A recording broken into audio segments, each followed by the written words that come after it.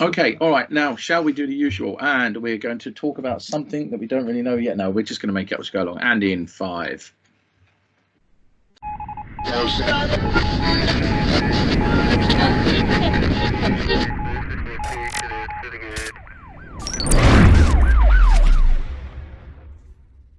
Hello, everybody, and welcome to another E5 podcast. And today's a little bit special because I got some bloke sat next to me. I think he's a ghost, but I don't think he is. Do you want to introduce our guest host who enjoyed the conversation couch so much? He's literally climbed into my bedroom window and decided to say hello. Hello, everyone. My name's Richard Bowler, and I'm the editor of Professional Electrician and Installer magazine. And this podcast has been a long time in the coming, so thank you for having me. Yeah, and we also have somebody else, though, hundreds of miles away. An even more special guest. Well, he's a co-host, he's not a guest. We don't do guests here. I'm not a guest. I'm always here. It's me, it's David. Sparky Ninja. It's Sparky Ninja, Sir Watts, Hello, Ninja. OBE, MBE, FIET, all the rest of it, hopefully one day. Yeah. Knighted, if it was up to me. Yeah. Yeah. If I stop Twitter accounting, then maybe. Oh dear, we've started terribly already. Okay, so we had Richard on a conversation couch, and you loved it so much you thought you'd just crawl through the bedroom window and talk on a podcast, which is great. And we discussed your background, why you do what you do for Pro Electrician, and why you work for them. But we never really got on social media. Right. And there's one thing that I think Dave's biggest bugbear. I mean, why am I talking on behalf of Dave? Dave, do you want to tell us your bugbears of social media and my biggest bugbears? Or wow, okay. I mean, obviously, when I look at the social media contributions from PE, you clearly can't offer too much of your own opinion into the content. And obviously, there will be some stuff that is directly through ad. So it would be obviously, speak on behalf, and there's all of that. Fine. So how do you decide when if I came to you and I said, Richard, I'll give you some money, and I want you to say that my training is blah blah blah the best, and you must do it this way, and you conclude yourself that no, that's bad. Do you have that power to decide that the things that I pay you to put in your magazine is not good enough? Do you have that control over it? So I think if you put yourself into the shoes, so we certainly do. So obviously there's always the overriding situation that any supplier or brand or training company or anything like that's in the publication, advertising in the publication, possibly in there under false pretenses. Of course, we have the capacity to object or reject or anything like that. But obviously, if you look at the makeup of the way a publication works, possibly like ourselves, so you get 2 editorial staff or 1 editorial member of staff, and then you get two members of a sales team ordinarily that split the country in half, and they're responsible for selling commercial advertising into those publications. So any free publication, of which we're one, but obviously there are others in the industry as well, that's how they're supported, that's how they make their revenue. So you've got obviously a very difficult commercial juggling act at times with these things. I think the job of the editor, because sometimes there might be brands, for example, that are sold into the magazine with advertising, I'll be honest with this one, that I might not have actually heard of myself, so one of the sales guys may have gone out and got some advertising, or an order may have come through, and then I think where the editor has their contribution to the whole process is if we decide to then print editorial material, contributed material, and to promote the services like what you said. You're saying to us, would we go on social media and call something the best thing since sliced bread because you've paid us money to do so? Absolutely not. 100% absolutely not. If we had a guy that went on let's say a training course, or they used a piece of equipment and they wrote a review for the publication, or it was a case study or something like that, we'd put the thoughts across in that individual's kind of words. But if we're putting something out as the magazine, kind of our line is really to try and be as neutral as possible, and we're actually looking to push back. So again, when you see stuff from us on social media, Dave, generally it will be that we're pushing back to editorial content or editorial concepts. So it may be a pushback to a piece of editorial on our website rather than an advert per se. So all of the content that you see actually go out through the social media channels through PE, primarily they're kind of editorially focused.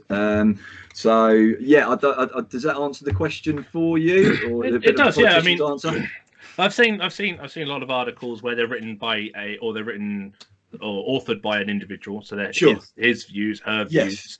I remember you did a great article with Lee Ward, was it back in November, where you allowed him the opportunity to offer his input I love into the industry.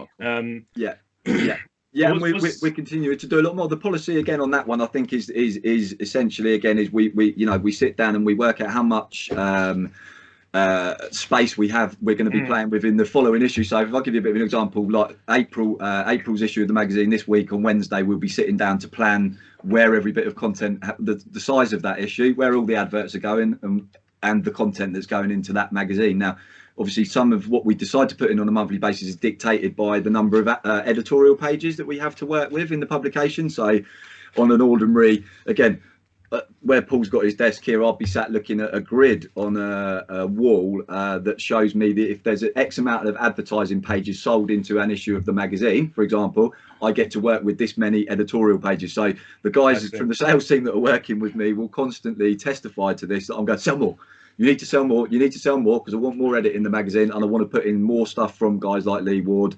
I want to put in more contributions from lads like the E5 group, and all of the contributors are coming to us. But I think hand on heart, the answer is that we're working from month to month, really. So we decide at the beginning of the month what we have room for and what we want to cover. You've got to stay topical, isn't it? With whatever the story. I know you guys plan your issues 2-3 months ahead. Yeah. But you've always got to try and stay topical in case an issue arises. You can get something in. Yeah, definitely. That's still very relevant when it's published. And I have seen that work rather well over the years. Pro Electrician. Yeah, I know it was a particular element of frustration for Lee that there was actually a delay on the article being printed, but I wanted to have the space in the publication to print the article in its entirety. And there were a lot of occasions where I may have only been left with like a page of space or 2 pages of space. And I think you guys have met Lee, and obviously I've met him. That doesn't do justice. I wouldn't worry about Lee, because Lee Ward is now a host on these podcasts. Yeah, and he's He's obviously a great. And I know he's already. Well, we know that Lee is planning to do some more. Which is great by himself, and I'm sure he's going to do some cracking ones by himself rather soon. So Lee, if you're listening. But I can probably see where you're trying to dig with this, Dave. I think the other thing for us is if we do work with getting contributions into the magazine from what we would class as maybe like commercial supporters of the publication, so the advertisers in the publication, again, really, so if you've had some issues with editorials being printed, then that lies at my door, really, because it's the editor's responsibility to make sure that the content they're commissioning, and if you're collaborating with that particular company, the content that you're asking them to supply to you, or they may have made a suggestion for an article, and it's up to the editor to make sure that the commissioning process is strong and tight, so that what comes through isn't just puff from that particular company, and that there is some relevance in terms of editorial context. And then when the content does come through to you, to make sure you're the gatekeeper before it appears in the magazine. So the stuff that appears in the printed magazine will only have gone through me. So I'm the gatekeeper, essentially, that side of things. So yeah, we do have a difficult commercial consideration, as you can imagine, at times, because probably, as you can imagine, those that support the magazine may want a bit of bang for their buck and some exposure, which we totally understand. So just for those listening, in case that went too quickly, these podcasts have the option of being played at half speed, which for us perspective, and I just want to experiment saying really for my own sickness. If you talk really slowly, you sound drunk. So now I'm going to play that back at half speed, which should make me sound off my face. But if you play Richard back at half speed, it'll be at normal still quick. pace. Yeah, sorry, that was a bit quick. Yeah. So I don't apologies. No, okay, don't apologize. So do you have in the publication like a commitment to editorial and a commitment to sales space that you have to try to? Yeah. Do you like assess as to how much of it is one or the other? Yeah. Again, if you look at it, we print over 70,000 copies of the publication on a monthly basis. So to print that many copies of any publication you have enormous printing costs now. Also, if you look at the size of the issues that we put out for PE, and I do a lot about this, is ordinarily they're about 100 pages average. So if you can imagine the printing costs behind printing that many copies of a magazine with that many pages in, you then have to have, and all the other magazines, any other magazine that's a free magazine that works in a trade industry or in this industry will have to stick to those laws, is that you generally get given a scale of, like I said to you before, X amount of adverts have to be sold in before you get X amount of editorial page. So, if we're doing a 100-page issue, you can work this out yourself. If the ads guys sell 41 pages, how many pages of editorial do you think that leaves for me? It's 59. So that's generally the scale we work on, and that is all governed by the printing costs of the publication. It's as simple as that. If we were just an online only format, we haven't got those printing costs. We're not printing onto paper, so you can do what you want, and you can. But probably going back to the original question, sort of the independence of the publication. You have to have you do have to tread that commercial line to a certain extent. And it's recently gone online. Yeah. You put it online. Is it a few weeks or a month after the publication? That's right. Yes. A period Yeah. of time. So obviously, Yeah. because you want people to pick it up, don't you? Really? Yeah. We've got know. we've got a slightly different kind of we've rolled out kind of like a new format with how the content goes out following the publication in the magazine. So obviously you get the print publication will come out at the beginning of the month, or you'll see it available in a wholesaler at the beginning of the month. We then web optimize what we would class as the technical articles and the significant contextual features from that particular issue of the magazine, and they go onto our website as web optimized content. We then also release a flickbook stroke PDF turner version of the magazine as well, the printed magazine, so that someone can consume it in that format if they wish to. So we kind of hope that we've kind of covered both sides of that.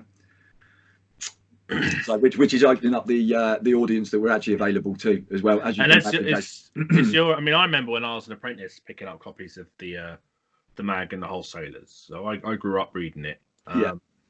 Has the printed numbers come down with obviously people finding new ways to consume media over the time? I think again, so if I just talk sort of maybe from our perspective, we haven't noticed the print numbers dropping at all. In fact, we've actually noticed quite the opposite happening. So we actually get, we still get on a monthly basis requests from new wholesalers that want to take bundles of copies of the magazine, which for us is really like encouraging, especially when we get that feedback.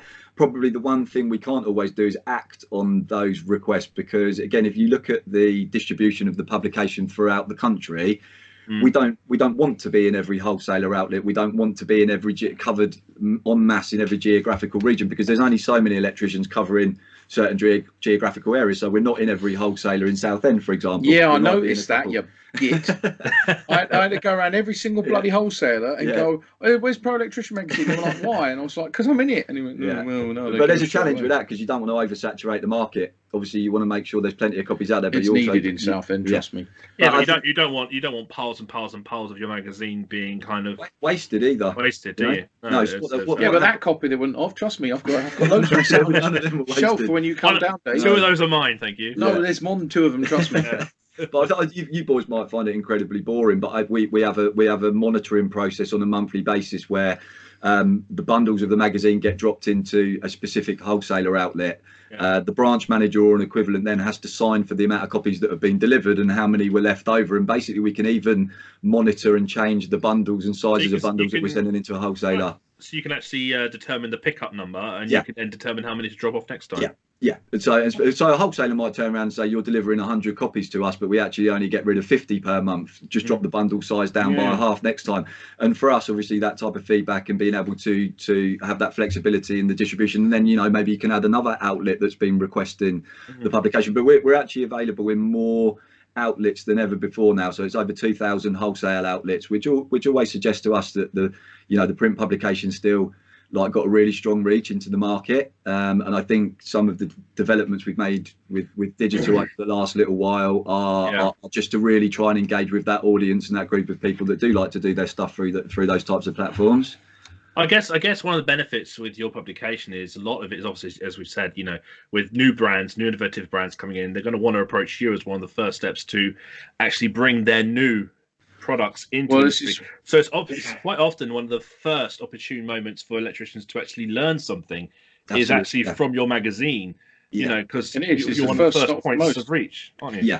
It is, and it's the same with. And I'm going. Please don't hate me for saying this, but when I went into an office and I started doing engineering and using a computer, one of your competitors, Voltimum, that was the first time I discovered them online resource, and I've never looked at you two in the same. Because they were those guys are different. They used to, and Dave knows this, have a fantastic digital CPD online, which they don't have anymore, which is a bit of a shame.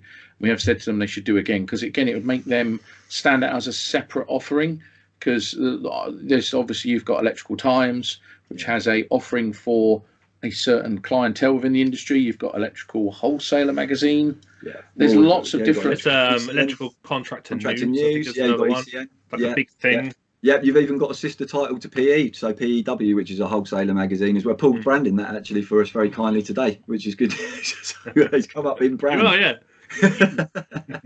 Oh, So- right, yeah, He's yeah, completely, yeah, he's okay. completely missed it. You guys wouldn't know I'm about that totally publication because oblivious. it's not for you. It's No, for, I've it's for seen it. I've wholesalers, seen it on social media, but yeah, no, that's a spin off of us. So yeah, I mean, it's one of those things where I think sort of the digitizing of the products, and we didn't really launch the digital channels to be a competitor to anyone necessarily that was working in CPD. no, the in that digital area. channel is necessary though to put effectively an online available archive of what you've produced. Yeah, and that's one of the. It's key like things. it's like with the NIC, their Connections magazine. Yeah. They're available digitally online for all their back catalogues are. Yeah.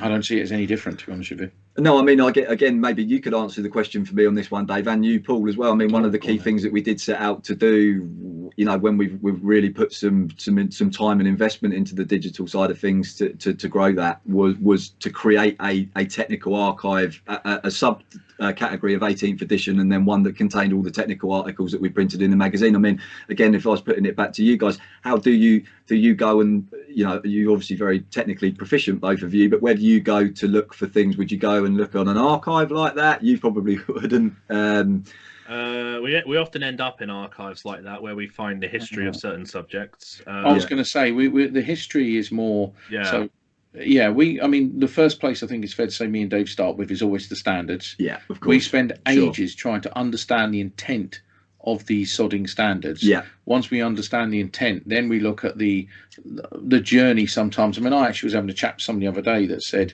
how did we go from cross bonding everything in a bathroom, everything, and linking it to the CPC, to where we are now, where we're not even bonding insulated incomers, which to people of a time is heresy to not bond a copper pipe in a house. So it's interesting to understand the journeys of technical changes and intent. Yeah. Which for us, I think it's fair to say, Dave, are we outside of the industry bodies who are paid to do this, some of the only people in the country that bothered doing research? Yeah, I mean, there are a couple of people who are kind of doing it by themselves, and then they're finding us, and then they're kind of opening up. No, there is some fantastic. There's a bunch of people in like one of my groups online. They'll come in, they'll throw a load of their information or their work that they've done, and that's great. There are lots of people like that. It's a case of finding a way for them to kind of. What Dave is talking about, if you're not aware of something called Discord, is there's a community on Dave's Discord server of just fantastically passionate, intelligent researchers who want that above the norm knowledge. Okay. Yeah. And it is, and I finally downloaded fantastic. it to this PC again the other day. I was on it last night, and it's absolutely fantastic just to see the debates and the stuff that goes on, and it's just a very close-knit community. Let's put it this, you will not get one of the people who are on Electricians Community on Facebook on it, because they wouldn't last 2 seconds. Like with most of our Facebook groups that we run, we bounce people that immediately when they cross a line, they take the piss, they slander, they just we don't have them. We don't accept them at all. And that's one of the things. It's like one of the phrases we always say is do the work, and we've always done the work. Yeah. But now what we're doing is, because we're putting this on the public domain, other people are finding, oh, these guys do the work as well. Where are they? And we're showing them where we are. Sure. And so now they're growing. Yeah. So now you can land, and when it comes to things like SPDs and stuff, that's where we'll start seeing references. Like you'll put up an article on your site, and then that'll be there within minutes. Okay. Someone will reference it. Okay, that's really good. That's awesome. Yeah, they do, or it draws more questions. Last night there was a comment on one of Dave's Facebook groups where I was the first respondent, and my first words were "do the work." However, the wording I used in the rest of the response inferred to a word used in the regulation to answer the question. Okay. But I wanted them to go on that journey of figuring it out themselves. Yeah. Some of the responses were a bit weird. I think the person asking the question did. Some of the responses that said, no, there isn't a regulation, when there certainly is. It may not be worded the way you want to read it, but there's certainly a suite of them. And that's the trouble with the wine regs is you need to get a mindset for how they take you on a it's not just, there's not one reg that's the answer. There's a series of regulations in an engineering conversation. Yeah. And that's that working from the regs, not to them. And so going back to the point like you raised there, Richard, I mean, technically, when anything new comes in, we read the standards. So with AFDDs, we looked at 62606, the version that we had at the time, which wasn't the current version. Yeah. And then we did the research, and we ended up over in the US at their version, and we looked at the history there, because no one had talked about it over here. And then as guys start to create articles and put them on your platform and other platforms, then it starts to get archived, and then we start to refer to And it. in fairness to us, we have the minute these standards come out, we get them, No, and no, we you have guys are them literally. fantastic, So yeah. we did. I Yeah. think we did at the Alex when we did the Manchester one. Afterwards, somebody came up to me, won't say any names, and said, "How the hell did you know about that? Because that only came out, I think, last week." Yeah. And I think my response was, "Well, me and Dave read it on Monday, and it's in the presentation on the Thursday." Pretty much, yeah. Yeah, I pretty don't know much. how you guys literally. I don't know how you turn it all round so Easy. quickly. There's 3 hours Yeah. sleep a night. Yeah. Isn't that right, Yeah, Dave? that's the answer. 3 to it. hours, crikey, another hour. Right. Yeah. But yeah, Yeah. yeah. I mean, we're just motivated to try to improve things, really. Yeah. You know. Yes, a very powerful motivation as well. Yeah, and look, I think if I look broadly, and I've not been in the industry anywhere near as long as both of you, and obviously, you know, your dad was in it, Dave is still in it, and all that kind of stuff. And I Dave's third generation, isn't he? Yeah, Soon to be fourth generation, no doubt. God. yeah, once without a shadow of a doubt. his one of the eldest boys will. starts doing what. Do you know what, Dave? You should bring your kids down to do some wiring with Grandad. Maybe I Get will. started early. Free labour. No, Grandad will take him to Legoland and kick me to work. That's what he'll do. He probably will. In all fairness, Grandad will spoil them rotten. Yeah, that is good. But no, I mean, you guys have been in the industry for a long time, and I think sort of, you know, over the last little while since I've been the editor on the publication, you know, I do feel that passion to want to improve things in the same way that you guys do. You know, and obviously, you know, what we try and do through the magazine and through our own platform is attempting to do that, and we can always do a better job of it, definitely. But I think the main, you know, the overall thing is that we desperately want improvement, like yourselves. I think, in all fairness, I think anyone who can at least start with the acceptance that there can always be improvements in anything is a good part of the journey to start on. Yeah, I think so. Definitely. I think for many years, me and Dave know this, a lot of our industry's been in denial that there's anything wrong.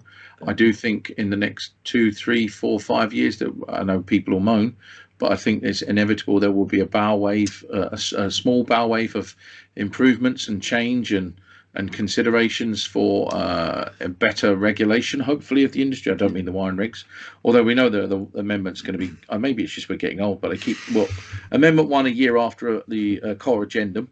Well, Amendment 2 we're running towards, that'll probably be 18 months, and then Amendment 3 will probably be 2 years after that, and then 3 years after that you're on the 19th edition. Yeah. If we don't have an Amendment 3, which is looking Yeah. very likely we're going to have an Amendment 3.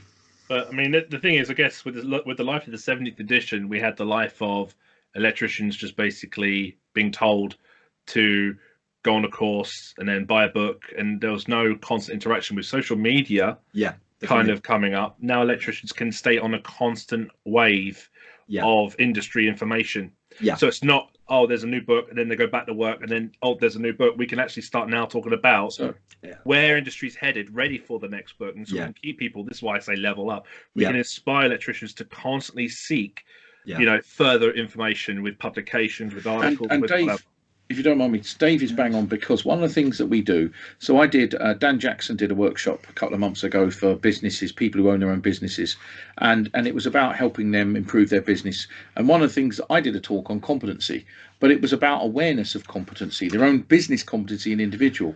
And one of the things that I did as part of my talk was say to them, look at all the changes that are coming. Now, you either see it as a threat or you see it as an opportunity. And I think there are more and more people out there who want really good quality of life for their wives and their children, who are one-man bands or part of a bigger company, who would like to know how they can diversify their business and the easiest way of obtaining and absorbing that information. I think we play a part in that, although they still have to do the damn work.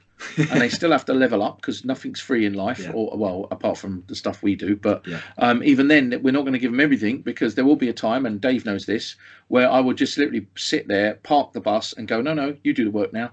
I've told you the standards. You tell me. That's the inspire part. We can't we can't be the only person to inspire. Once we've inspired, let everyone else inspire each other. Yes. Sure. Yeah, and we do see that, because we do speak to people who go, I was listening to this podcast, or I saw something on social media, and it made me go away and read it. And did you know this? And I'll be like, I didn't know that part of what we were talking about. That's really quite interesting. So I do think interesting times. Yeah, no, and I think going back to one of the other points, Dave, as well, just going back to content, is that we try to include quite a lot of peer-reviewed content in the publication. So whether that's training course reviews from I've seen some of those. Sparky's, that's really good. or product tests or product reviews or anything like that. I remember reading a couple of publications ago, Monty Pete Monty Montfort. Yes. Yeah, he did a Yeah. review on something. Yeah, Pete did. Yeah, on the shore trace. He's done one on the shore trace from Ideal Industry. Yeah, I mean, Pete's a really good. Pete's a really good lad. So, you know, we have a team of about 15 guys and girls actually that are working on the publication, and we offer them opportunities. Don't Ideal make boilers? No, this is Ideal Industries, EMEA. So, it's another Ideal. This is the Ideal that make the push connecting. Yeah, they make the lockout kits and the push connectors. That's the weird looking Wagos. The alternative Wagos, the coloured ones. I've seen them. They're a partner of the magazine. I thought the boiler manufacturer were expanding into electric. No, there is a manufacturer of boilers called Ideal, I think. Yeah. I think I had one before I moved. Yeah, well, as you know, Dave, I am hoping to get a response from Valiant very soon. As you saw in my document I sent you earlier on, there's an extract from some boiler manuals that talk Type B. I've been doing some research on the new boilers that are coming out. Yeah. They're so energy efficient, which is wonderful. It now states very clearly you need Type B RCD, which is a major problem because you're now going to put in like mini boards. Do you remember when solar PV started? It was chop the tails, Henley block, mini board. We're going to end up doing the damn same for just new boiler. It's going to get obscene. I think I read it in there. I briefly passed my eyes across earlier. It said something about the fact it needed to come from a different distribution assembly or something. It does. Yeah. It needs its own little unit. It actually specifies that. There's a wiring diagram in there, Dave, and I'm telling you now, I can send it to you on WhatsApp. My goodness, it's insane. Makes no sense. It's like somebody forced an American British electric system together. Doesn't make sense. But so talk to me about the power of like social media for your business then, Dave. So let's look at Sparky Ninja, for example, rather than just the E5 group. What's that been able to do for you in terms of raising your profile and everything? Well, I guess my profile has been risen. The idea of using Sparky Ninja as an idea started a number of years ago before I got involved with this motley crew of E5, and I was the guy that was on the tools, and I went into training. And then when I started doing training, I saw the poor levels of training, and I decided that I delivered this very short course training route for a company that I was the head of training for, and I tried to improve it there, and the director wasn't going to let me change, and I ended up leaving the company. But I trained for a number of years, a load of people, and I knew that they weren't good enough to go straight into the industry, but they were working for themselves. So I felt basically I owed something back to the industry to try to fix some of the damage I'd caused by being a trainer, basically just feeding the industry with these guys who had only trained for about 6 months or so at a time maximum. Yeah. So I started talking about industry. I started to put some content on YouTube. First of all, I started looking at the industry as it stood with the competent person schemes, and I tried to show the other side of them, just so that electricians can see that we need to obviously listen to them, but also speak to them. And we need to actually look at how other people speak to them, like the select committees, just to kind of open the other side, because there's this attitude, and it's still there now, but it's a lot more open now, a lot more transparent. But it used to be, we had to jump through the hoops that they would hold up, and we never questioned as to why those hoops were held so low, or why those hoops kept getting easier or bigger. We never questioned it. We just worried about our own problem, which is us getting through. But now we are raising these questions. So I started opening that up, and then I looked at training. And when the 18th edition came out, I knew with the 18th edition in particular that that electricians were going to be told to go on a course. And we looked at the content. This is where I started doing some work with E5. And there was no technical improvement. There's a story about that, by the way. We all met in Coventry, and I think the first time I met Dave, I actually got on my knees and bowed down to him the first time I met him, which he got all embarrassed about. And I always like to imagine in myself saying, "Help me, Sparky Ninja, you're my only hope." But I know that's just a bastardization of a Star Wars line. It's untrue. But I like to remember it as that, because Dave has massive, with his knowledge and his approach from training. He has planted a seed firmly in the training industry for other tutors to be challenging and questioning and leveling up themselves. But more importantly, the whole support and educate of our E5 brand, those two words came from the Ninja, because when we discussed how we wanted our values to be, we all realized if we all work full time and have to provide for our families, but there's something else we can do, well, between us, we've got a ton of knowledge, ton of energy and passion. So what we can do is we can support and educate. And those other three values will be met by the manner in which we do that. And if we can produce better electricians coming out of the training facilities, that me as a client, as an end user, sees better quality installs, it's going to take years, then great, we'll do that. Yeah. So I mean, I did the 18th edition just to kind of give electricians a pat on the back on one side, but also the training industry as it was at the time, and it still is today in many cases. The training was delivered in a very compressed fashion, trained to pass. So what Dave's trying to tell, I'm going to jump in there. True story. We were sat around the table in Coventry in the pub, which is our little secret meeting place, and Dave's words were, fuck it, I'll tell you what, I'll just do an 18th edition course, because we were looking at ideas of how we can contribute and do things that make an impact to people and various other bits. And there's me thinking, oh, I'll do a talk here and I'll do this and do that. And then Dave goes away, buries himself for like 3-4 months, and then comes out with this mind-blowing course. And it was like, you've been working on that every night for bloody ages, and the quality of it. I mean, literally, when Dave weren't around, obviously, when Dave was sleeping, we would all be ringing each other up going, Jesus, this is he's done a video on every single chapter. This is off the charts. It was brilliant. It was world class. And that in itself has massively lit a fire into the training industry, because I've seen, and you and I both know, because we both have access to training content, that is utter tosh. It's just death by bullet point. And that is one of the problems. And I'm always trying to evolve training, always trying to evolve learning, and a lot of training, especially in FE, it's just 20, 30 years old. A lot of the guys aren't inspired to update, modernize their training, and a lot of learners aren't interested. And a lot of guys will go in, and now they have access. They have resources like the John Wards, like ourselves. Yeah. So colleges, and that was the other side of this.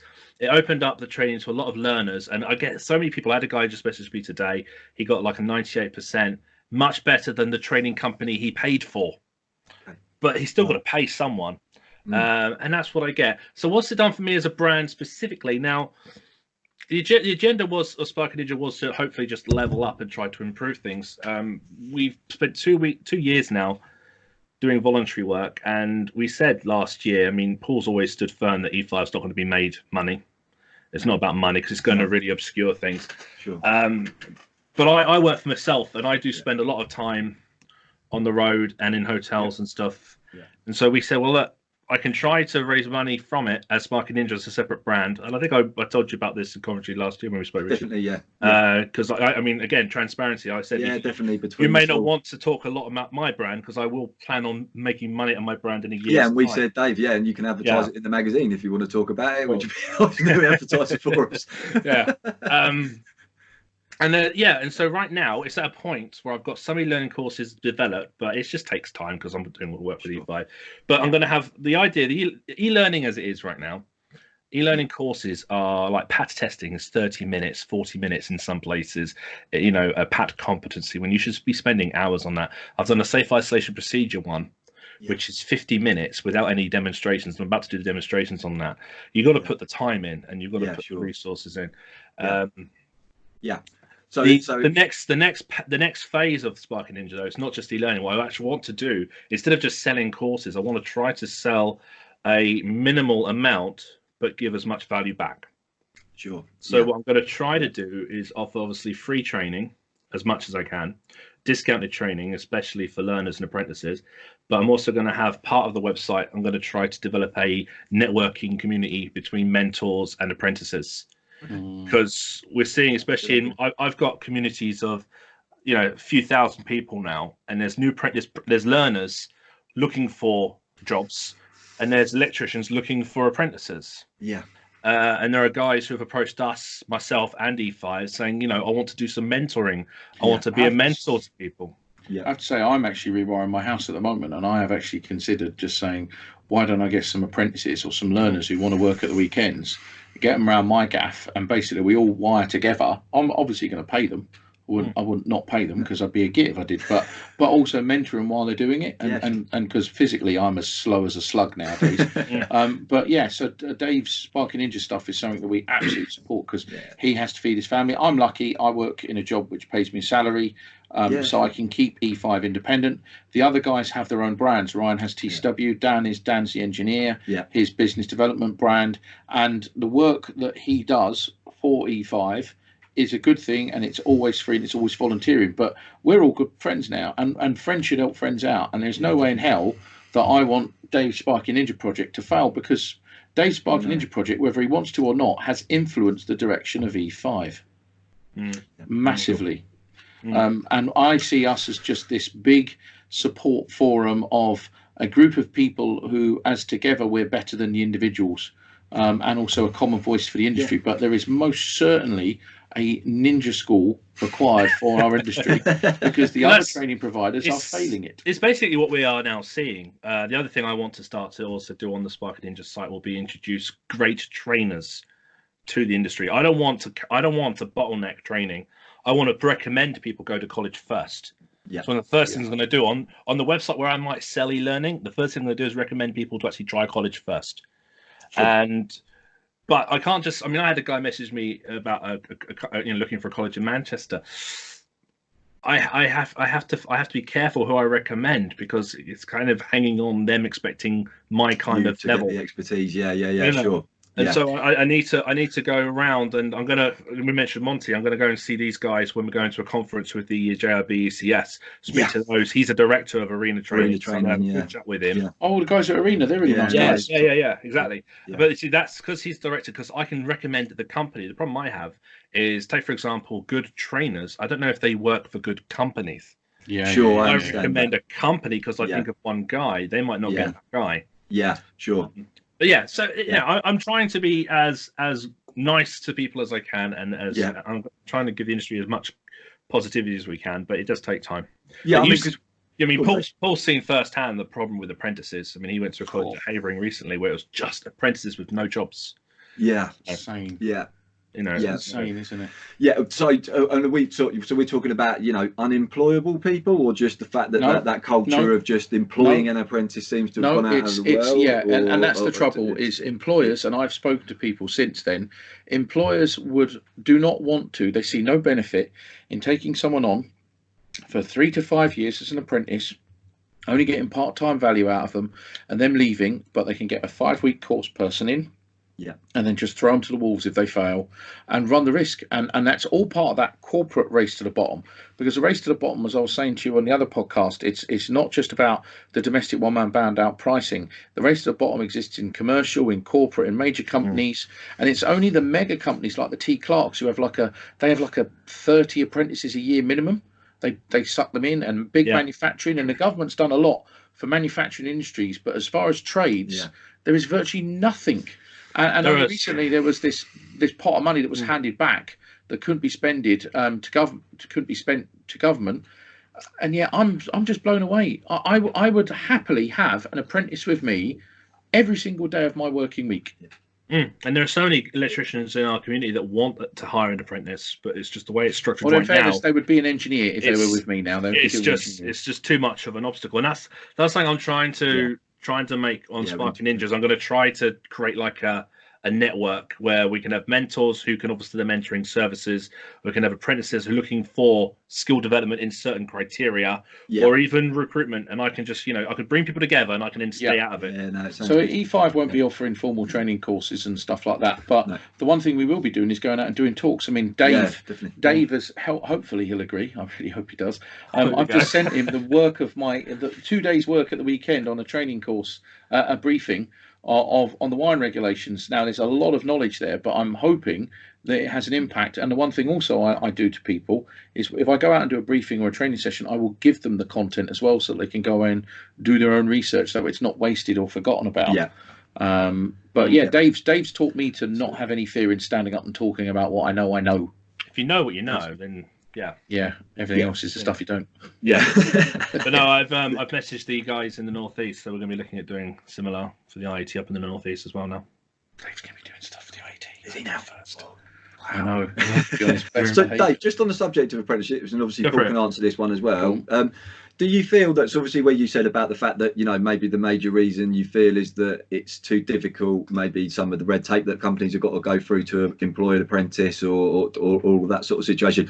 Do you think there's an element to it as well that and we hear this a lot, that the so-called newer generation of apprentices aren't like the older generation of apprentices, so you can't just tell this guy to go and make the cup of tea and almost to scrub the boots like they'd have to do, so do you feel that is responsible in some sort of way? And do you, when you get people communicating through your social media channels, for example, your Facebook and Twitter, does any of that kind of come through?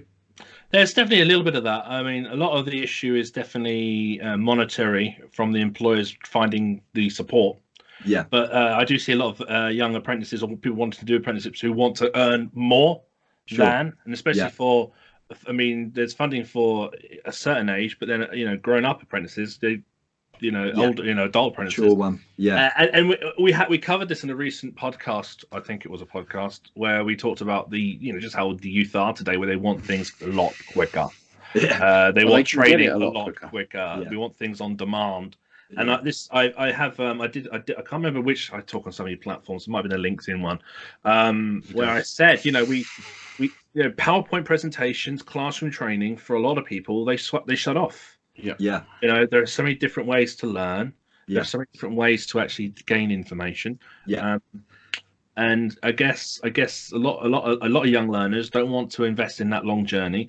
If you find the right employer who'll provide the right opportunities, then they can go on that journey, but they've got to have that opportunities. We spoke with Michael recently on a podcast, and he did an apprenticeship with a good employer, and they kept, a bit like my old apprenticeship, they kept expanding on his skills and mixing them up and trying new things. Yeah. And, you know, you're always learning. So it was fine, but there's definitely a lot of problems. I would say, you know, we've had apprenticeships the way they've have been going on for so long. I think there's definitely some change needed. Yeah. To the apprentice model. I don't know what the answer. Well, I think recent mutings on social media is definitely being the return to the 4 to 6 years minimum before you get an approved status.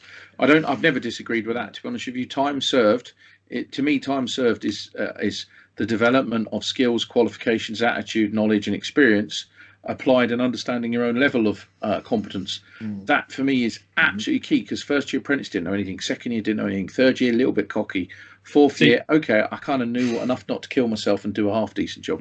On the flip side of that, obviously, you know, we send a guy on apprenticeship 1 day a week, he'll learn a bit, then he'll go away, then he'll come back and learn a bit. A lot of people today want to binge on material. Yeah. So it might be that we need to think about easier for them to retain, maybe. Oh my God. Technical information being compressed. Yeah, so we binge technical information. Dave, you're the Netflix of the electrical industry. I've just realised that. Sparky Ninja is the Netflix of the electrical industry. If we offered learning to trainees that was binge of a lot of information to achieve a technical level, what you can't offset is the need for a long period of skill development. Yeah, that's true. So it might be that we need to instead shorten the technical learning part, but actually then enhance the practical journey. Yeah. You know, because that's the thing that we've cut. We've cut practical off. Yeah, we have. In all fairness, I definitely agree.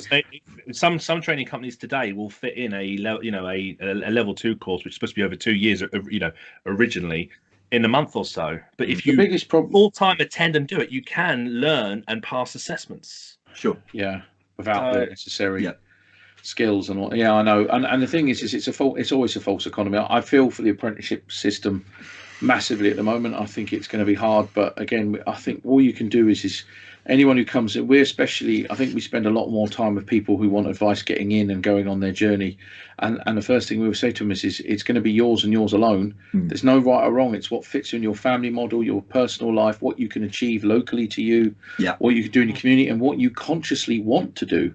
The last thing we will ever say is go on a 5-week course and then, whoa, you're a spark, well done.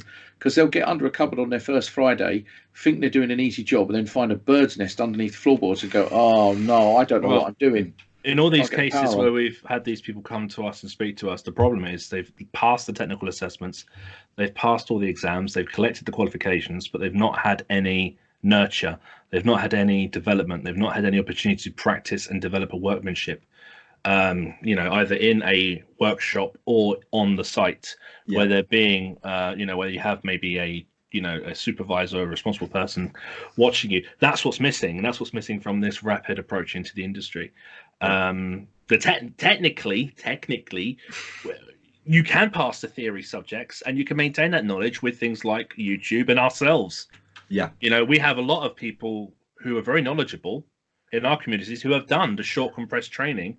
And it's when they get on the tools that they're starting to actually relearn. This is why This is why I've always said that regardless of what journey you've taken, even if you have done the short course, everyone deserves a chance to feed their family as long as it's the right way, i.e. you're not ripping people off. Because if you're ripping people off, then you're fair game as far as I'm concerned.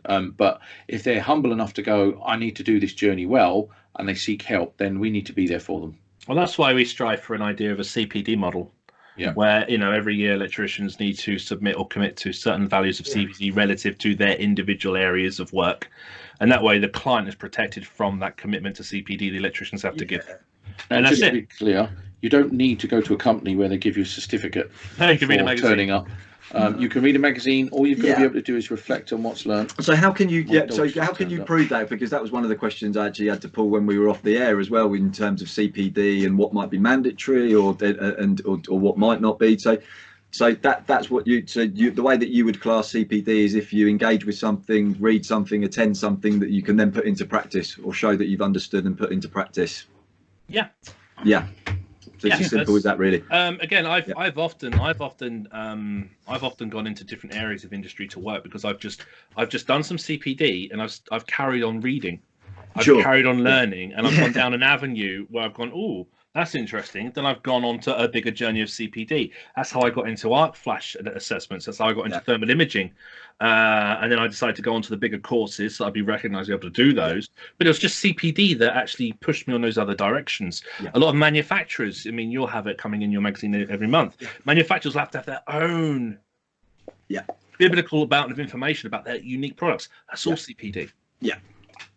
Cool. So and again, when you look at and just speculating about like models for that type of thing, what would you? So again, when you talk about a commitment to CPD, maybe within your own technical area or sector or anything like that, do we talk about a points total and think that can accumulate depending on the level? No. So the IET have a system, and it's called T waves. And T waves. Not the greatest of acronyms, but it is what it is, and it starts off with training. Any training that you have, as long as you can reflect and remember, it's like I'm going to do a lecture in Exeter next week. So everybody can declare that an hour or however long I go for of CPD. It's effectively a event or a seminar, technical lecture actually. And if they can reflect and go, I remember this grey-haired guy was bouncing around, but I didn't know this about AFDDs or surge protections. And you're able to recall that, then you learn. You took on board. Sure. Also, it might be that that's just enough to push you to do more. Yeah, of course. And if that pushes you to do more. T waves is broken down into T for training. W is work experience. A is academic study, so formal degrees, HNCs. V is volunteering. E is events and seminars, and S is self-study. Reading the regs, reading equipment manufacturers. You can see I've memorised this because I am a CPD. I am a CPD assessor for the Institute of Engineering and Technology. I think I'm actually the only qualified electrician as part of the main group doing that. So I know what I'm talking about in that respect, and I like it. Do you know why? Because it means you don't have to pay a fee to a company that says we will accredit your CPD. Bull bleep. As far as I'm concerned, you don't need it. Because who would you hold as the custodian? What criteria would they base it on that you've done enough CPD in the area that you profess to be an expert in? So the assessor will tell them. So when you do your declaration to the IET, you will map it to the T-Waves principles, and you're also allowed to map it to the UK competency criteria. And then that in itself is your awareness of the requirements of your professional registration to stay within that framework of behaviours, because that's what the engineering competency spec is. It's a framework of technical and managerial and commercial and ethical behaviours. So if you can do that, I had one guy who I received his report and he put 70 hours. Now, I know the role of what he does because I got one for a railway, and I know for a fact that bloke's doing it every single day. But he can't declare it, or he's struggling to map it, or doesn't have the time. For me, if I did my CPD declarations, my God, it would just be like, right, get your diary out, right, reading. Basically, when you're sleeping is when you're not doing it, and then when you're awake, you boys.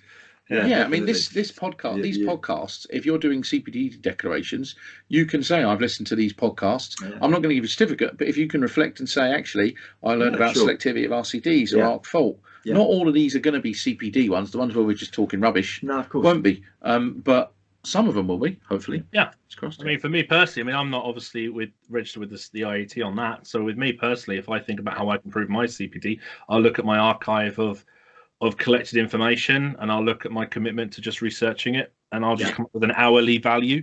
Yeah, sure. And in fairness, which when you matches. when you apply for professional registration, when people come to me and ask me for sport, I always go, one of the easiest quick wins is, have you done any public speaking? It's not mandatory, by the way. It doesn't have to be public. It can be, have you sat in front of your bosses at work and said, this is wrong and these are the reasons why? 99% of people go, yeah, of course I have. Right, well, there you go. You've actually presented to somebody some technical information. Yeah. It may have been an argument, but it's still you've presented to someone. And then you start breaking down that really complex thing you can't achieve into something that's very easily bite-sized. Yeah. Yeah. No, it's interesting. It's something that we do think that a lot of electricians need to understand how easy it is. Yeah. And if they realise how easy it is, it won't be, because they might just think, oh, CPD is, I pay this, I attend that, I pay this, I attend that. I need a certificate. I need a get certificate. That's what I used to think. I used to think if I didn't get a certificate, it wasn't CPD, I couldn't declare it. And the accreditation companies would like you to think that. And they would, because they make money out of it. And they've got a nice little logo called CPD. Really? And the worst thing is the people who put the training content out, it makes their business look more professional if they can give out a certificate and say it's CPD accredited. That's the situation I'm in right now. I've just assigned the certificates for the Sparky Digital site, and I was approached by a number of them. I said, okay, I'm going to give you £1,500, £1,800 a year. That's immediately a cost I've got to put onto my training. Yeah. What am I going to get out of that I can then represent as value to the learners of that Don't training? need anything. Yeah. And they said to me, "Oh, it's a badge, it sells." And I was like, "Well, to me, the best value is my own badge. Yeah. Not that." Indeed. So it is. It's interesting. Dave, you can stick the E5 logo on it. It says E5 CPD. E5 CPD. E5 CPD. It's honestly, it's just a joke. It's a joke that anything that can be commercialised will be commercialised in our industry, and that's why I won't commercialise E5. So, another reason why. If you can inspire people to just do the work, read the magazine, attend an exhibition, with nothing but their own benefit, their own nurturing, their own gain for them, for their clients, for their families, everything else is irrelevant. We'll touch in on a point you made earlier. So behaviours. So obviously you're talking about it from a CPD perspective, but let's talk about social media then and behaviours on social media. What is acceptable and unacceptable behaviour or interaction on social media? So we did a podcast about bullying the other day, and I think it's fair to say, and I'm going to say it out loud, the one thing that we didn't say on that podcast was when Mr. Dempsey asked us questions about what would you define as bullying? One thing I should have said, and I apologise now, every one of us are guilty of it. I genuinely can't. When I first started on social media, if someone put a picture online, I'd go, "What the hell's that rubbish?" La la la la. But I would, and it was. I only realised after the podcast, in my defence, and I would be patronising and condescending if I didn't say that I have the perception of now bullying. I have been pot kettle black. I have done it. Not maliciously or deliberately, but I think we've all been guilty of it. Now, just on that, and I want to clarify this, in the Statement of Ethical Principles, the last bullet points, there is a statement that says challenge statements or policies that give you rise for concern. Yeah. So if somebody puts a picture online that has them doing the wrong thing or an unsafe thing, then I will challenge it. However, there's two ways to look at it. You can do it directly in a polite and friendly way. However, if it is a public safety thing, then yeah, absolutely. I think though we probably need to go. We're all grown-ups now. I think we need to maybe approach them first. Yeah. And if they decide not to do anything, then absolutely online, because it's about the public good. It's not about a financially operating company. It's always about the safety of individuals and the public. And I have no problem going in with both steel toe cap boots if I know that I've approached that company and they've done nothing with it. Sure. But, so I apologise if any of my stuff in the yearly has come across. No, but the initial process might be a direct contact with those individuals. So A, you're not balling them out to the rest of the public, and B, maybe not even embarrassing them necessarily in front of everyone. So you would make a direct approach. I think sometimes that works, other times it doesn't. I have directly approached companies and been fobbed off beyond belief. And I still haven't thrown them under a bus, although I don't really want to do that to anyone. But what do you think then, Ninja? Well, overall with behaviours, I mean, I've spent probably 10-15 years on forums and stuff with a couple of different aliases, and I was always trying to be positive and help and support. And when it came to people who were just there for banter or just a place to escape reality and be an idiot, Yeah. I tend to try and look the other way. Sure. Obviously, now that obviously we have a larger following, I don't want to use that word followers, We don't have audience. followers. I don't know what's I the don't word, know. Paul? What's the word? Respected. Audience, Valued friends. Let's call them valued friends. Now that I have a larger Just make number that of up. valued friends, I'm more aware. But obviously, there are. I mean, I've got a couple of Facebook groups, for example, and I immediately in there. I cut through. I say my wife does it because I'm always busy. But we, if the people are in there for what you might be your typical Facebook stupidity, then we just cut it out. We want people in that group to know what it's about. But in a more open platform like Twitter, a GIF was sent in my direction earlier on today to suggest that I was something that I'm not, and I just completely ignored it. I just looked the other way. Multi-millionaire? No, a snowflake. No. Okay. Oh God. All right. See, I'll be honest with you. I'm staying me now. I just didn't engage, and I just carried on regardless. If you don't mind me saying, I'm using social media now for either response in GIF only because I find it emotionally brilliant, and far more humorous, which is cool. But social media, Twitter, I will only now engage on social media if it's a knowledge sharing, factual, a clinical response, or it's a positive thing. Any of the negative stuff, I'll be honest with you, I'm block happy at the moment. I'm tempted to sling so many connections on a weekly basis.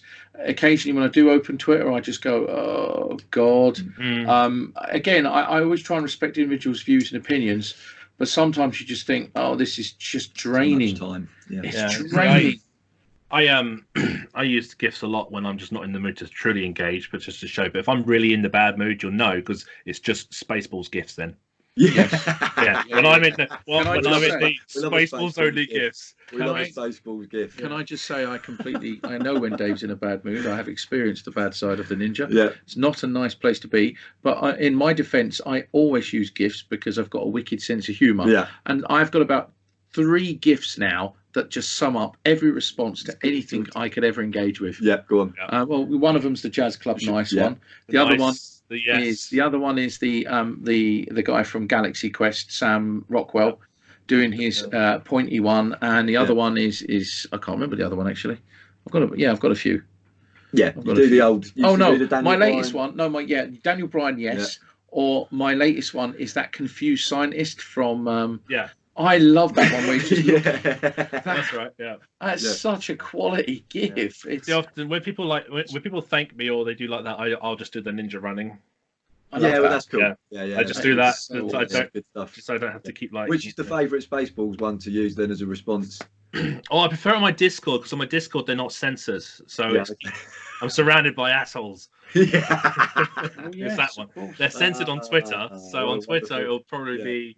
It'll probably be we ain't found because then in my Discords we ain't found shit when they comb in the desert. Okay, mate.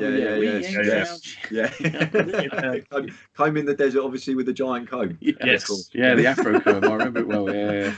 So no, that's interesting. So again, if I just sort of look at the just quickly with the social and the channels and that kind of stuff, obviously they can take up an enormous amount of, like we find with a magazine as well, and certainly when we kind of our digital side of things was in its infancy, we got a separate team that are kind of looking after that now for us. But it's a very difficult thing to switch off during the day. I know you guys, you're obviously pretty full on in your jobs and that kind of stuff as well. But do you find that's a good thing or a bad thing? Do you find that you've toned down how much you want to check your account now? Maybe in the early days it was a bit more often because you were more concerned about feedback.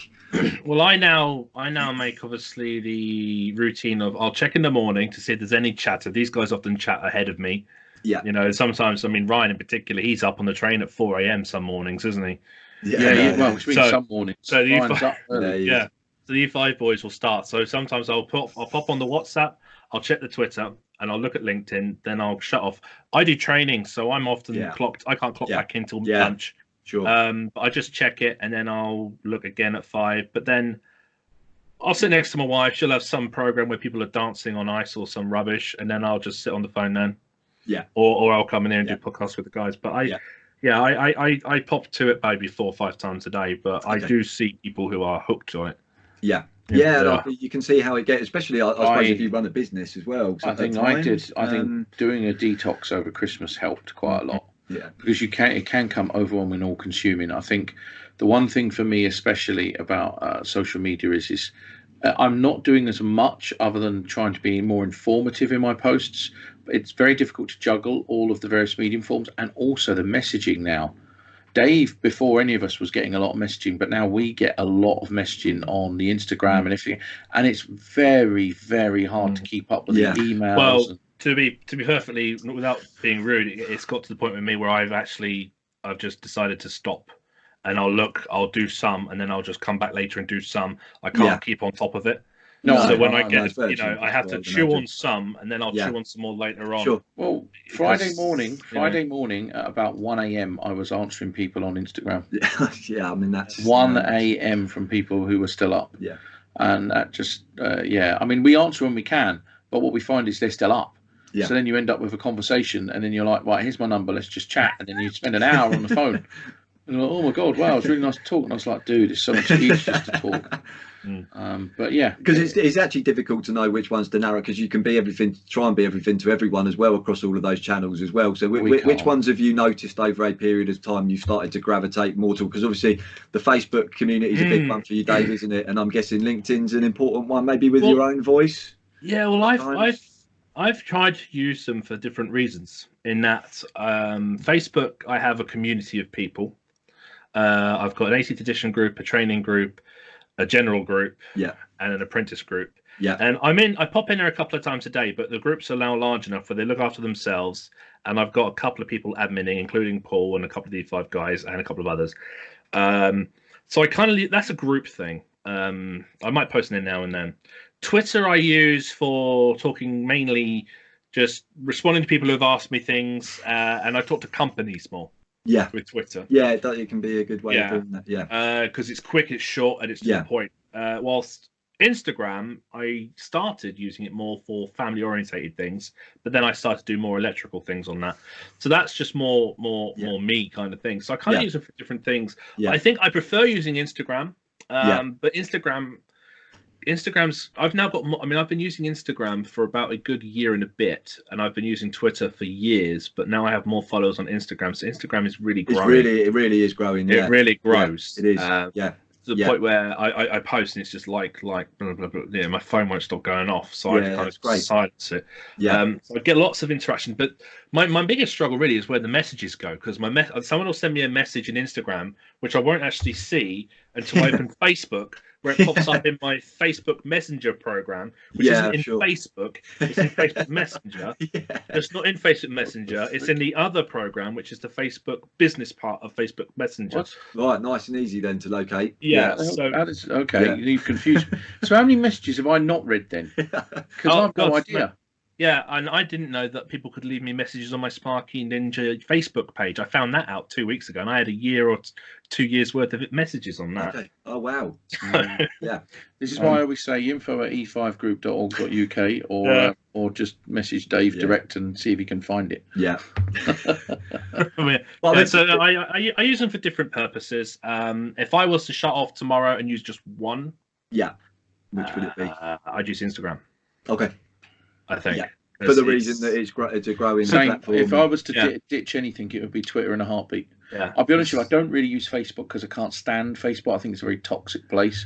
However, the only thing I like about Facebook is the E5 group, and mainly Dave's group, to be honest with you, because the E5 group doesn't have many people in it.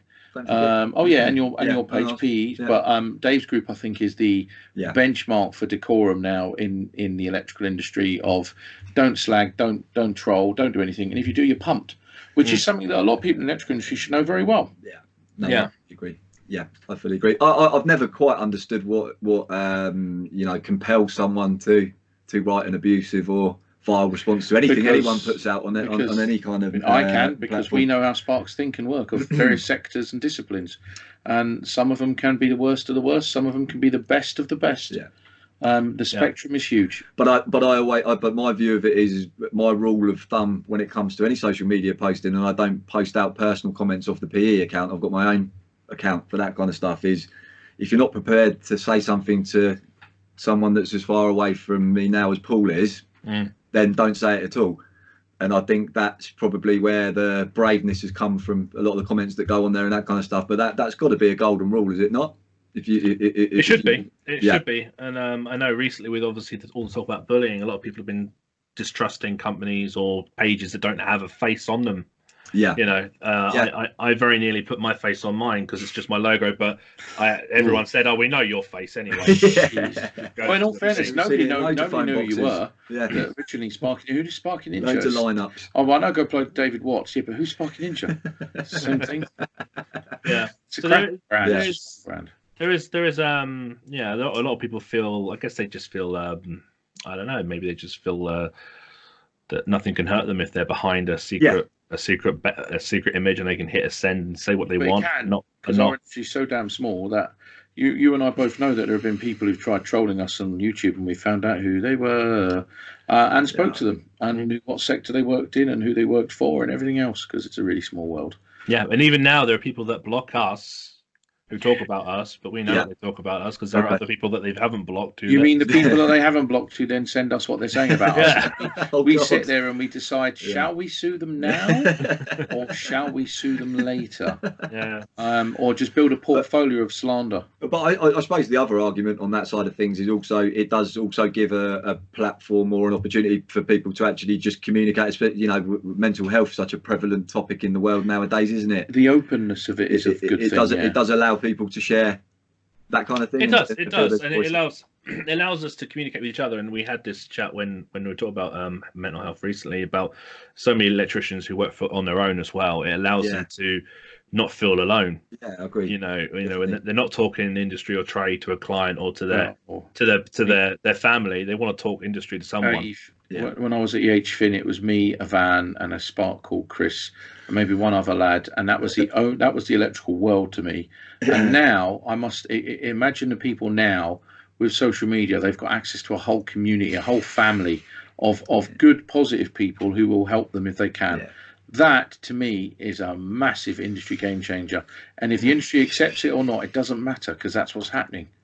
And I think, in all fairness, and I hate to say this, Richard, but I think the industry is so far behind the times with the way the attitudes and behaviours are around sparks communicating, coordinating. And again, we're not a union or anything, so we're not, organising or anything like that, although I'm sure that someone listening in a union will complain.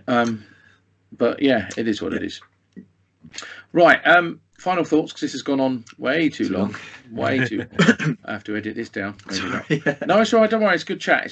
So, Dave, you got any final questions or thoughts for? I was trying to think of something we discussed when we spoke to Michael, which we said we'll ask Richard. I don't know if you've done that already on the couch talk. No. Remember what that was? What was that? Was it with regards to Alex and ways to get younger people to go? Yes, thank you. Right, so let's grill him. Let's grill him right now on the podcast. Yeah. No pressure, deep breaths. So, I know you're not directly responsible, but we genuinely think it would be a good idea if at Alex's there was, say, an hour where, sorry, my dog's decided to interrupt this broadcast. It would be a really good thing if apprentices could come and actually enrich themselves with some of the CPD. I personally think it's kind of damaging. I genuinely do think apprentices should be allowed in, even if they were given a special lanyard, and that the people were exhibiting, because they are the future customers of the industry. Yeah. And it would be really good if they could actually come to Alex. So please, could you open up Alex? Yeah, no, I would. Or pass it on. Absolutely, the message will certainly be passed on. I've spoken to you guys about my personal views around that subject. I'd love for our shows to be all inclusive in that respect. There's some reasons behind it, which obviously the organisers of the show are happy to explain. But look, broadly speaking, I agree with you guys. We have a responsibility to make sure that the youngsters of the industry are engaged. So just on an open note, because you're not responsible for the direct engagement or management of the show, dear electrical industry, whomever you are, remember the youth and the apprentices and the learners are your future customers. If you don't let them in now, you won't have their hearts and minds. This is modern marketing 101, people. Give them a special lanyard, get them in the door, get them in an hour early. They'll love it because they'll feel extra special. No, it's true though. You're in the hearts of mind next. They'll be going back to the bosses going, no, buy Skullmore, buy this, buy Wilex, buy all this. That's what will happen if you open it up. But just a few. But we've observed that a lot of the guys going are maybe older than the average young lad. Adult learners. Not apprentice. Adult learners. 20, let's say 20 to 25 years old. There's a low turnout of those. How can we help, or how can we entice younger people to turn up to these things? What did you just completely thrown at you? Your own personal thing, your own personal opinion. Look, I think if you're looking from if we're talking from an independent perspective, then I think being able to get, enticing younger people to turn up to these things, there's obviously got to be the element of CPD there for them. So that's one of the most important things. I think you need the right training professionals. There possibly isn't at this moment in time, I wouldn't believe, and events delivered by training professionals that maybe would need to deliver it in the way it needs to be delivered to me, for example. So maybe in more of a layman's terms. I've talked on the filmed ramble that we did earlier about the way Paul presents his information, and I think obviously if there were more people out there that had that patience and willing to do that, then certainly I think CPD is a really good thing.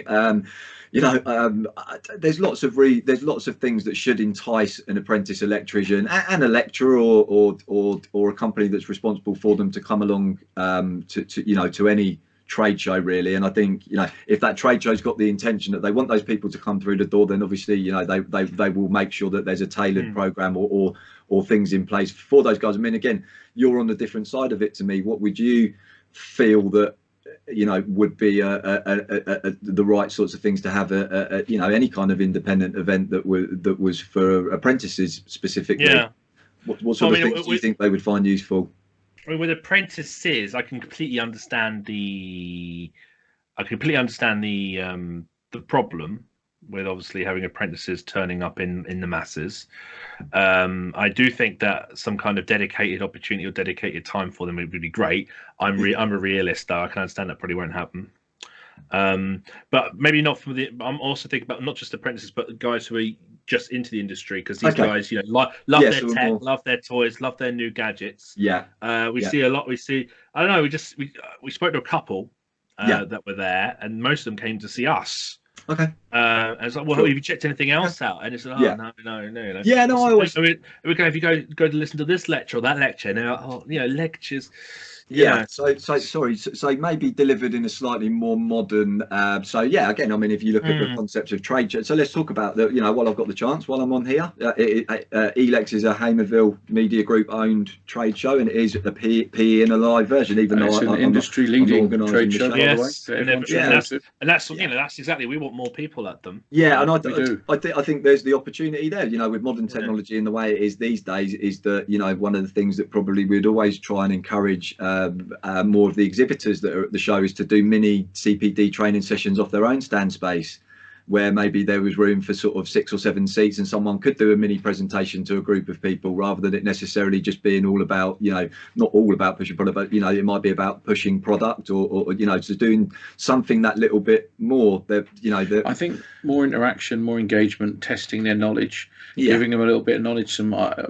Dave, we spoke about this before, having live interactive rigs.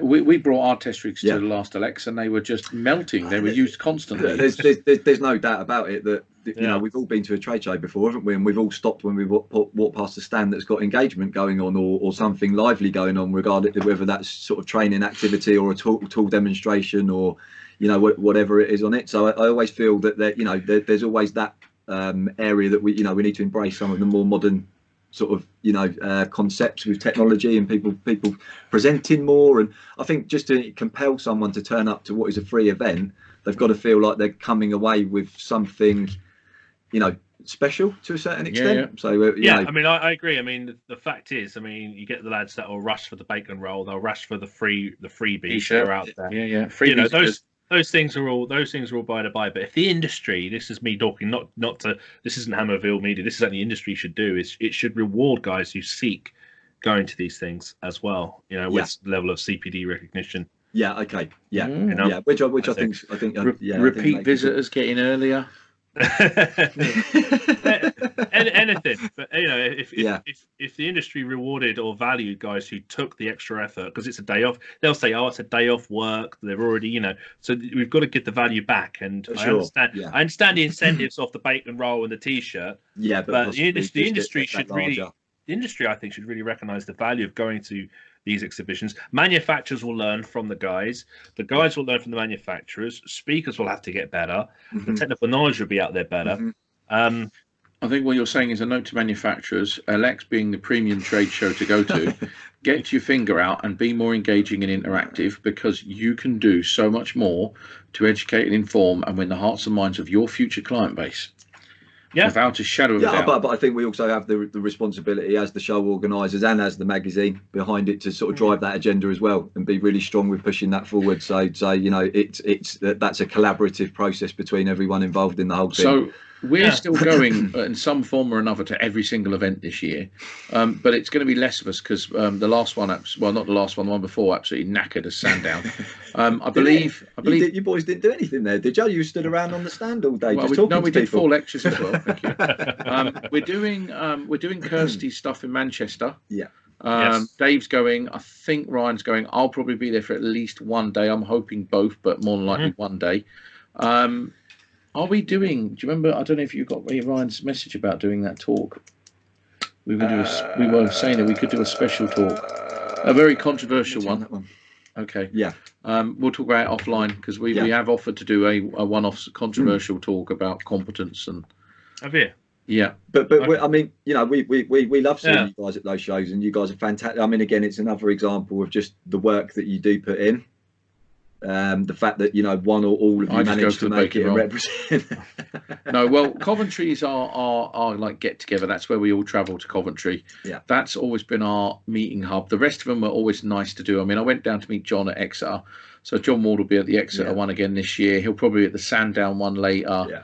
And the Coventry one, but the Northern ones I mocked last year, so I have to man up and if that's the right term to use, I have to man up and get up north, especially for is it the Harrogate one? Well, we've got Manchester next month, which is 12th and 13th of March, I think, and then Harrogate's in end of April, I believe. So that's the one where I need to really, you know, pull my finger out and make the journey right up north. So this is fine. I should be able to get to both of them, in all fairness. So that will be good fun. But no, I think your points are well made, Dave. Yeah, I mean, I just want more people to go, and I want more value from it for the people that go. And I don't know. I mean, because we've been to all of them, and we're now going to them again. I just want it to be exciting, and that's fair enough. No, what you want, what Dave wants is when you walk in a brand new 20-way Type A RCBO Consumer for free for every single attendee. Okay. Well, I want to do. What I want to do is I want to go, right, guys, and you know, when we arrive at Manchester, I'll go, look, come check this out, come check this out, come check this out, and and I want guys to be aware of that, and I want guys to want to come. And I think a lot of the younger lads just don't see the buzz in it yet. You could almost specialise each one as well. You could say the one in Manchester, the technical focus of Manchester could be just on AFDD. The technical focus of Harrogate could be just on mastering the surge protection, and then making sure that at the Harrogate one there is surge protection demos. Yeah, it's a good idea. We've got loads. You might get repeat visitors to different venues as well. You may be learning the different areas. Well, that is the key. I mean, if the seminar hall isn't taken up for the whole day, you know, you can always add another subject. You know, thermal 7909 or anything. We could do stuff like that. Oh yeah, that's true. Okay, no, I appreciate the feedback on that one, chap. So it's definitely all taken on board. Okay, right. I'm going to wind this up now because this is going to be a really long one, Dave. It should have been 2, but never mind. We'll just do it as one long one. Any last questions for us, Richard? Last questions for you boys. No, just from my side of things, it's a great opportunity to sort of ask both of you, what have you got coming up in the next few weeks, or what haven't you got coming up in the next few weeks? Probably. What can we say? And what else? And looking more broadly, what's in the pipeline for the rest of the year, chaps? All I can say is March 31st is going to be an interesting day for me. I'm going to Alex in Manchester. Yeah, of course. which is a great place to go to. I'm going to a conference on the 18th of March, JIB Training Provider Conference. Okay. I'm gonna shake that one up. Yeah. Then you got the IET conference. Yeah. March 31st. So I'm talking at. April's. I've got a horror convention in Manchester this weekend. Yep. Yes. Weekend of the Dead, which. So obviously you probably don't get an awful lot of spare time with 4 boys then. David, there I would guess. No. I try with my calendar around their school holidays. So I'm away when they're off school. Yeah. Just. But no, it's always busy. As I say, I'm off. I've got a 4.5 hour drive now. Yes. After this podcast, to drive down south to do some testing, and I'm heading back up. Training next week. For the rest of the year, we've got some stuff which we can't talk about. We want to come to these Alex exhibitions as much as we can. Yeah. I'm pushing Sparky Ninja on. Yeah. We have talked about the idea of going to do some stuff with colleges, but we are now evaluating this year's projects that we've got. Yeah. We're getting this for me. I mean, I was hoping to do some college stuff early this year. Yeah. But with the IET, so I'm doing I'm doing a talk at the IET on the 31st, which is quite an important one because it's going to have MPs and government people and all sorts. And so I'm kind of focusing a lot of my energy into that and getting that right. And it's quite time consuming. So I'm doing I'm on holiday next week. So I come back from Manchester convention. I then go to Exeter for a week, and I'm doing 3 lectures on my holiday, which is fine. The missus will love me getting out of her way for free evenings anyway. So that's fine. But we are really busy and doing the college stuff. We want to do it really well, and I think what we'll end up doing is shifting it to the latter in the year. But we are probably the next calendar year. We said less is more, and we're doing more is more. Sure. Yeah. I don't know how we got into that. No, we did intend on kind of putting the brakes on and letting the industry kind of respond. This year, as you've seen, there's tons of stuff that we don't put on social media that we're doing as well. Absolutely loads. It is a full-time job in itself. Yeah. But definitely. I mean, we hope to do what we can do. We can do as much as we can do.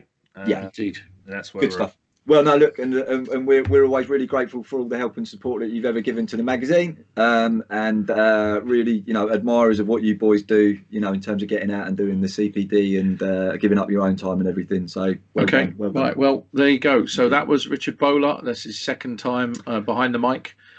You're listening to me, Paul Meenan, the Ninja David Watts. Thank you, David. Cheers, guys. Cheers. Enjoy your drive, Richard Bowler, and until the next one, take care of yourself and each other. Bye-bye.